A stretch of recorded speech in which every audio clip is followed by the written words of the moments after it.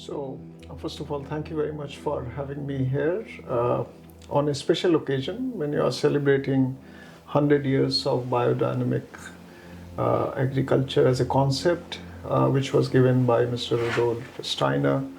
And the message that you are asking, actually the message is very simple, that more we try to complicate life, more the life becomes difficult to find answers. So the answers are in simple living, living in symbiotic relationship with the nature. And that Ayurveda teaches us. That is what was probably the message of Mr. Steiner also, that nature provides you many, many solutions. And if we are knowledgeable enough, if we are sensitive enough, we would have a much more blissful life. And that's the message that comes out from any traditional systems. And are you familiar with biodynamics? Yes, of course, I have read about it. But when you look at it in terms of what it talks about, that's why when we talk about doing a session on Ayurveda, it's a very, very similar, simple message of understanding the nature of the reality that humanity is living, the experience that we have along with our nature around us, and how we can find solutions of our problems in the nature. And sometimes if we live the life the way nature provides the life in front of us, many times those problems would not happen at the first place. For example, in Ayurveda there is a principle that your food is your best medicine. So if your food is right, you would not need the medicine. And if your food is wrong, no medicine will help. So that's a very important message, that if your metabolism is connected with what you are taking inside, you will lead a happy life and healthy life. And that means that you will suddenly not have problems connected with sickness. So Ayurveda is about healthcare. It's not about sick care. You remain healthy. Same thing about when we talk about biodynamic agriculture, we are talking about the health of the soil. Are we exploiting too much our nature for our greed, not for our need? So that's why Mahatma Gandhi famously said that this planet has enough for everybody's need, but not enough for everybody's greed. So I think those kind of messages come very, very clearly from any rational, natural thinking policies or natural thinking principles. So I would not say that the promotion of Ayurveda, it's more about talking to people and understanding that this traditional knowledge, which is thousands of years old, which I'm going to talk about in my presentation today, that it is not something that has been developed over 100 years, it's about thousands of years. And when you go to different parts of the planet, you find people are aware about it.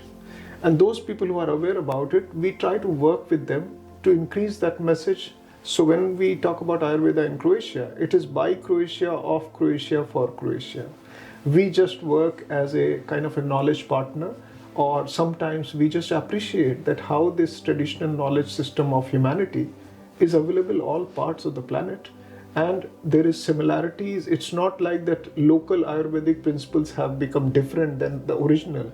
And that tells you that those principles are very, very, what you call universal. It's not that you need to create a local flavor to it. It is so universal that it is so simple that you don't have to have Croatian Ayurveda and Indian Ayurveda. It is Ayurveda for humanity.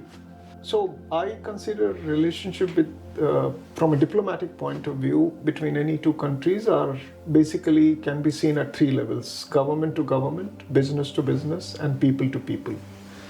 I think in democracies, the most important aspect is people to people. That if the people are connected with the right kind of common goals, common objectives, then other things follow suit. So the whole idea about Ayurveda is connected with humanity.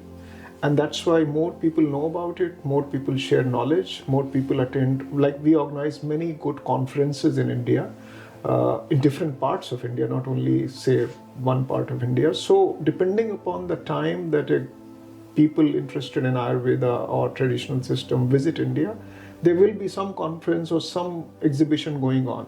So it's not about that you have to suit your calendar to go.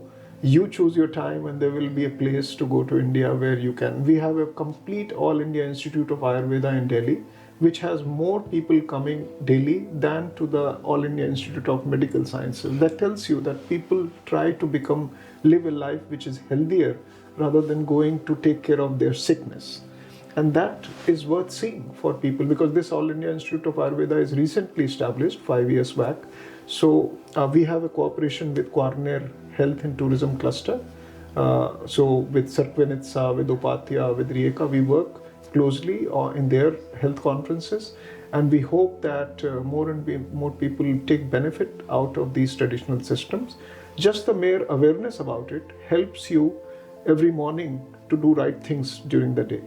And that's why awareness creation about that we are made of 5 elements. We should know which element is in imbalance for a particular body type, for a particular age group, for a particular season.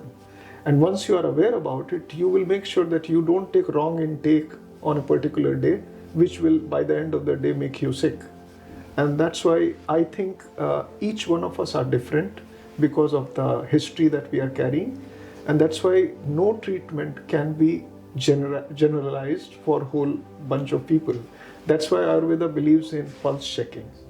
And everybody has a different pulse. So based on that pulse at a particular time, your treatment or your suggestions for your food intake, for liquid intake will be different. Same room, 2 people, different pulses will get different recommendation. And that's why it is important to understand that we are as a humanity united, but there is a lot of diversity. So we should respect that diversity, knowing fully well that ultimately we are coming from same origin. With those principles, I think we can reduce the what you call the expenditure that the governments do on the healthcare. That will make our economy better, healthy society, less expenditure on the hospitals, and that will make our general life in the society much more peaceful, prosperous, and stable. So that's the whole message, and we are doing it in India in a big way. It's a mindset change. That's why when COVID-19 happened, we handled the crisis much better, both because we had the vaccine as well as we had these traditional systems to take care of people when they were in the lockdown. The bigger problem in COVID-19, we realized as humanity, was not about medicine, was about what to do when you are locked down in a room. And that is the time when you do meditation and realize that there is a universe within, which is stronger than the universe outside. Those are the principles that are helpful for humanity to live a much more blissful life.